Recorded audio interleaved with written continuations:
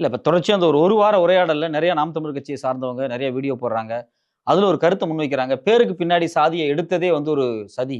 அது திராவிட இயக்கம் செஞ்சதே ஒரு சதி.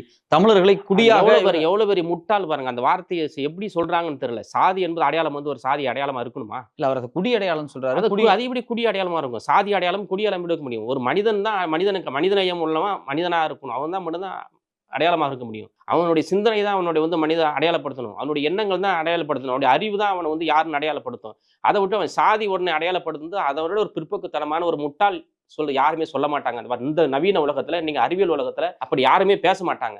இது வந்து 2000க்கு முன்பு வேணா அவர் வந்து பிறந்திருந்தா அப்படி பேசியிருந்தா அது வந்து ஏற்றுக்கொள்ளலாம். இன்னைக்கு இன்றைக்கு இளைஞர்கள் எல்லாமே அதே உரை தலைவர்களாக, குறிப்பாக தந்தை பெரியார் வந்ததற்கு பிறகு இன்றைக்கு அதெல்லாம் மூடி மறைஞ்சு போச்சு. இன்னைக்கு சாதியம் வந்து பின்னாடி போட்டுக்கிறது ஒரு அசிங்கமா நினைக்கிறது. சாதி என்பது இன்னைக்கு வந்து கேவலம், அசிங்கம் வந்து போடக்கூடாது என்கிற எண்ணத்தில் இருக்கிற இளைஞர்கள் இன்னைக்கு வளர்ந்துட்டு இருக்காங்க. ஒரு சில வந்து இன்னைக்கு சாதியவாதிகள் துண்டுகளால் நிறைய தவறுகள் நடக்கலாம். ஆனால் பெரும்பாலான இளைஞர்கள் வந்து இன்னைக்கு முற்போக்கா சிந்திக்கக்கூடியவர்களா மாறி இருக்கிறாங்க. பெரியாரின் வரவுக்கு பிறகுன்னு சொல்றேன் நான். அப்ப இதெல்லாம் வந்து முற்போக்கா சிந்திக்க அதான் இது வந்து சனாதன சக்திகளுடன் கைக்கூலியா சீமான் மாறினதுக்கு அவருடைய எண்ணங்களும் பிற்போக்கா தான் போயிட்டு இருக்கு. பெரியாருக்கு பிறகு தமிழ் சமூகம் சீரழிஞ்சிருச்சு. பெரியாருக்கு பிறகு பெண்கள் வாழ்க்கை சீரழிஞ்சிருச்சு அப்படின்னு ஒரு கருத்து அதுதான் அது முன்வைக்கிறாரு. சுத்த பொய். அது வந்து ஒரு ஒரு ஒரு முட்டாளு, ஒரு அறிவு கெட்டவன் சொல்லுகிற வார்த்தை அந்த வார்த்தைகள் எல்லாமே. இது வந்து ஒரு நல்ல நிலைமையில் உள்ளவன், இந்த சமூகத்தை படித்தவன், குறிப்பாக ஒரு தலைவராக பேசக்கூடிய வார்த்தைகள் எதுவுமே சீமான் அவர்கள் பேசல. பெரியாரை முழுவதாக படிக்கணும். பெரியாருடைய ஒரு சில வரிகளை மட்டும் வைத்துக்கொண்டு அரசியல் பேசுவது என்பது ஒரு ஒரு கேவலமான அரசியல். அது அப்படி பேசக்கூடாது.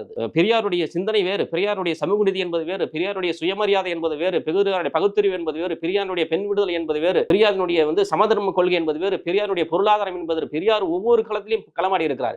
ஒரு குறிப்பிட்ட களத்தில் பெரியார் களமாடல. அப்ப அவருடைய களத்தை வந்து வேறுமனே கொச்சைப்படுத்துகிற ஒரு விதமாகத்தான் இன்னைக்கு வந்து சீமான் வந்து செய்து கொடுறாரு.